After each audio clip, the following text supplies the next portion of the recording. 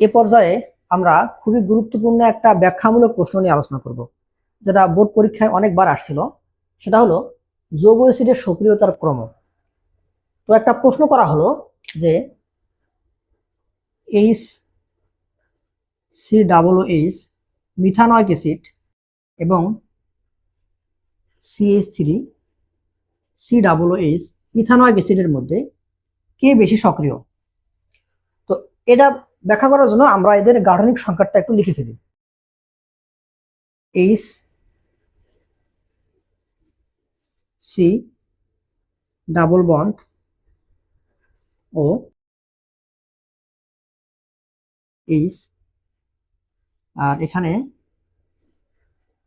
CH3 bond C double bond O H. এখন প্রশ্ন করা হলো যে অ্যাসিড কাকে বলে।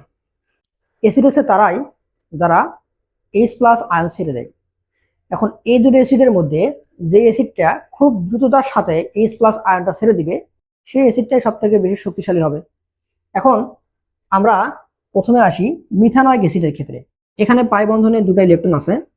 এই দুটো ইলেকট্রনের মধ্যে একটা কার্বনের একটা অক্সিজেনের।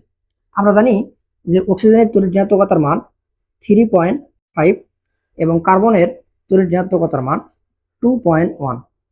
অক্সিজেনের তড়িৎ ঋণাত্মকতার মান বেশি হওয়ার কারণে এই ইলেকট্রন জোড়া অক্সিজেন টান দিবে, কারণ তার ইলেকট্রন টানার ক্যাপাসিটি বেশি।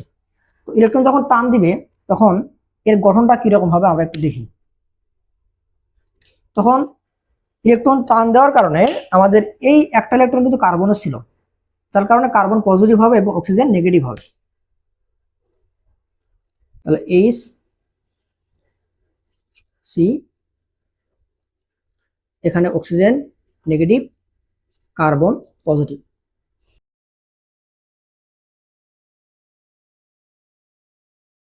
অবস্থা এরকম দাঁড়াবে। এখানেও কিন্তু একই ঘটনা ঘটবে। আমাদের এখানে দুইটা ইলেকট্রন আছে। এই দুটো ইলেকট্রনের মধ্যে একটা কার্বনের একটা অক্সিজেনের। অক্সিজেনের তড়িৎ ঋণাত্মকতার মান বেশি হওয়ার কারণে সেই ইলেকট্রন নিজের দিকে টান দিবে। এর ফলে এর কাঠামোটা কিরকম হবে আমরা একটু দেখাই। CH3 সি অক্সিজেন তখন একটা ইলেকট্রন নেওয়ার কারণে কার্বন যেহেতু তার নিজের একটা ইলেকট্রন হারাইছে তাই কার্বন এখানে পজিটিভ হবে।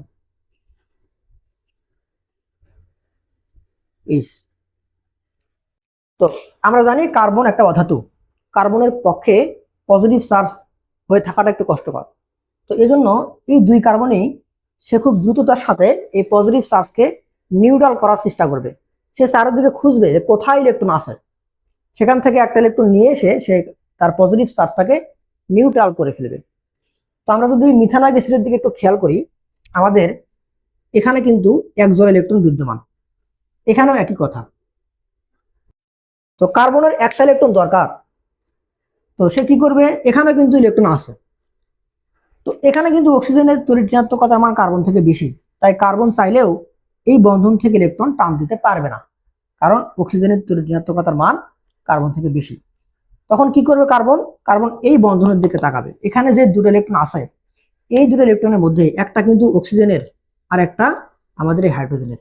যেহেতু হাইড্রোজেনের তড়িৎ ঋণাত্মকতার মান কার্বন থেকে কম, তাই কার্বন তার এই হাইড্রোজেনের একটা ইলেকট্রন নিয়ে সে নিউট্রাল হয়ে যাবে। তখন এই একটা ইলেকট্রন অক্সিজেন তার নিজের ভিতরে নিয়ে নিবে আর এই ইলেকট্রনটা কার্বনের কাছে চলে আসবে।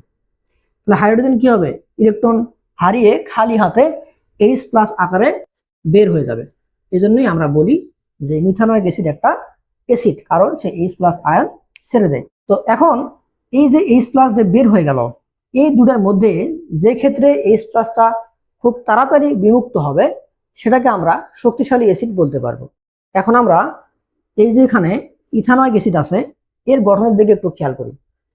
তো এখানে কিন্তু কার্বন যখন ইলেকট্রন খুঁজবে, এখানে ইলেকট্রন আছে, আবার দেখো কার্বনের সাথে কিন্তু আমাদের একটা অ্যালকাইল গ্রুপ যুক্ত আছে। তো আমরা জানি যে অ্যালকাইল গ্রুপগুলো অন্যের দিকে ইলেকট্রন ঠেলে দেয়, কারণ তারা ধনাত্মক আবেশধর্মী।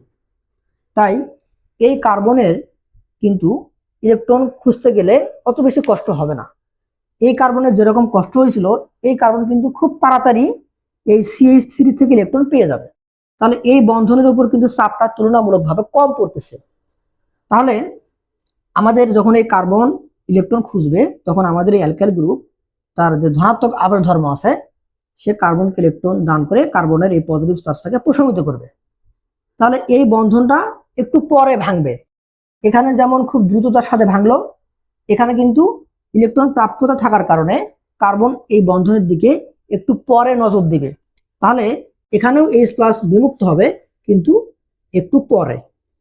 তাহলে এখন আমাকে তোমরা বলো তো, এই দুটার মধ্যে, এই মিথানয়িক অ্যাসিড এবং ইথানয়িক অ্যাসিডের মধ্যে কোনটাতে খুব দ্রুততার সাথে H+ বের হচ্ছে? অবশ্যই আমাদের মিথানয়িক অ্যাসিড।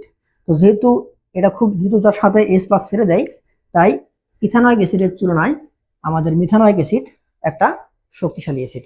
এখন যদি তোমাদের আরেকটা যৌগ দিয়ে বলা হতো যে CH3 CH2 COOH, 3 কার্বনের propanoic acid.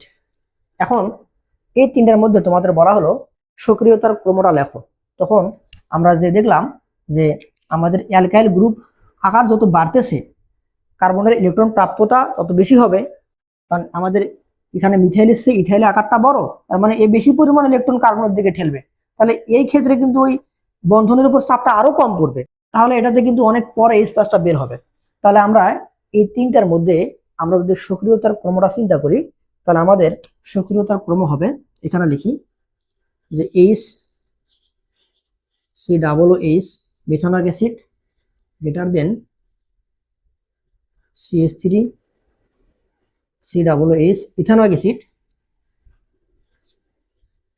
Greater than propanoic acid. তাহলে আমরা মাথায় রাখবো যে যৌগ অ্যাসিডের ক্ষেত্রে আমাদের এই যে অ্যালকাইল গ্রুপের আকার যত বড় হবে, আমাদের অ্যাসিডের সক্রিয়তা তত কমে যাবে। যার আকার ছোট, অ্যালকাইল গ্রুপের আকার যত ছোট হবে, সেই অ্যাসিডের সক্রিয়তা তত বেশি হবে। তো আমরা এই জিনিসটা মাথায় রাখলে আমরা খুব সহজেই একটা যৌগ অ্যাসিডের সক্রিয়তার ক্রম MCQতে খুব দ্রুততার সাথে দেখাতে পারবো। এখন মনে করো তোমাদের পরীক্ষাতে একটা প্রশ্ন আসলো এরকম, যে পরীক্ষাতে বলছে যে CH3 COOH এবং আর একটা যৌগ CCl3 COOH, দুটোই কিন্তু অ্যাসিড, যৌগ অ্যাসিড। এখন প্রশ্ন করা হলো যে এই দুটো অ্যাসিডের মধ্যে কে বেশি সক্রিয়। তো আমরা প্রথমে এই দুটার গাঠনিক সংকেতটা একটু লিখে ফেলি। কার্বন, 3 দিকে 3টা হাইড্রোজেন,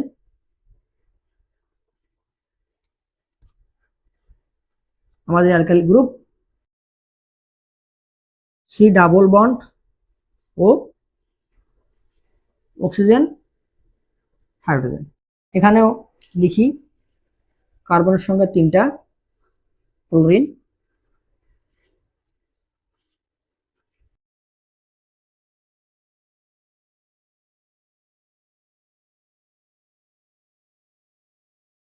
তো আমাদের এখানে দুটো ইলেকট্রন বিদ্যমান, একটা কার্বনের একটা অক্সিজেনের। এখানেও কিন্তু তাই। অক্সিজেনের তড়িৎ ঋণাত্মকতা কার্বন থেকে বেশি হওয়ার কারণে অক্সিজেন ইলেকট্রন টান দিবে, এখানে ইলেকট্রন টান দিবে। তো টান দেওয়ার কারণে আমাদের এর পরের যে ফিগারটা, সেটা কি হবে? আমাদের এই অক্সিজেনটা হয়ে যাবে নেগেটিভ, আর কার্বন ইলেকট্রন হারার কারণে কার্বন হবে পজিটিভ। এখানেও অক্সিজেন নেগেটিভ হয়ে যাবে, আর কার্বন ইলেকট্রন হারার কারণে এখানে হবে পজিটিভ। এখন আবার আগের কথা, কার্বন যেহেতু একটা অধাতু, তার পক্ষে নেগেটিভ চার্জ ধরে রাখা কষ্টকর। এর চারপাশে ইলেকট্রন খুঁজবে, কোথায় ইলেকট্রন আছে। তো এখানে ইলেকট্রন আছে দুই জায়গাতে, এখানে ইলেকট্রন আছে, আবার আমাদের যে অ্যালকাইল গ্রুপ, এদের যে একটা ধনাত্মক আবেশ ধর্ম আছে, অন্যের দিকে ইলেকট্রন ঠেলার যে ক্যাপাসিটি আছে, এই অ্যালকাইল গ্রুপ আমাদের কার্বনকে ইলেকট্রন দিবে, যার কারণে এই বন্ধনের উপরে চাপটা তুলনামূলক কম পড়তেছে। তাহলে এখানে কিন্তু H+টা একটু পর ভেঙে যাবে, কারণ তার আগেই কার্বন ইলেকট্রন পাবে। তো দেখো এখানে কিন্তু H+ চলে যাবে একটু পর। এখানে আসো, আমাদের এই যে কার্বন যখন পজিটিভ চার্জ আকার ধারণ করলো, তখন এই কার্বনে কিন্তু চারপাশে ইলেকট্রন খুঁজবে। তো এখানে ইলেকট্রন কোথায় আছে? এখানে আছে, কারণ কার্বনের এখানে যে ইলেকট্রন, কার্বনের কিন্তু সেই শক্তি নাই যে অক্সিজেন থেকে ইলেকট্রন টান দিবে, কারণ কার্বনের তড়িৎ ঋণাত্মকতা কিন্তু অক্সিজেন থেকে কম। তাই কার্বন পরে যে বন্ধনটা আছে সেটার দিকে নজর দিবে। আমাদের এখানে অ্যালকাইল গ্রুপ কার্বনের দিকে ইলেকট্রন ঠেলতেছিল, কিন্তু এখানে কি অ্যালকাইল গ্রুপ আছে? নাই, কারণ এখানে যারা আছে তারা আরো বড় ডাকাত, তাদের অভাব আরো বেশি। তারা কি করবে? কার্বন থেকে ইলেকট্রন টান দিবে, কারণ ক্লোরিনের তড়িৎ ঋণাত্মকতা মান কার্বন থেকে বেশি। তাহলে এই কার্বন কিন্তু এখানে ফকির, এখানে ইলেকট্রনের প্রাচুর্য ছিল এই কার্বনের, কিন্তু এখানে ক্লোরিন যুক্ত থাকার কারণে এর কার্বনের যে ইলেকট্রন সেগুলো নাই হয়ে গেছে। তাহলে এই কার্বন কিন্তু এখান থেকে আর ইলেকট্রন পাচ্ছে না। তাহলে এই কার্বনের অনলি ওয়ান অপশন, সে পজিটিভ হওয়ার সাথে সাথে এর দিকে নজর দিবে, ইলেকট্রন টেনে নিবে, নিয়ে তার এই পজিটিভ চার্জটাকে নিউট্রাল করবে। তাহলে এখানে কিন্তু খুব দ্রুততার সাথে আমাদের এই এইচ প্লাসটা বের হয়ে যাচ্ছে। তাহলে এই দুটোর মধ্যে তুলনামূলক কোনটা বেশি সক্রিয় অ্যাসিড? আমাদের এটা বেশি সক্রিয় অ্যাসিড। তাহলে এ ধরনের ব্যাখ্যাগুলো প্রশ্নগুলো পরীক্ষাতে আসে, তো আমরা একটু চিন্তা করে উত্তর করব।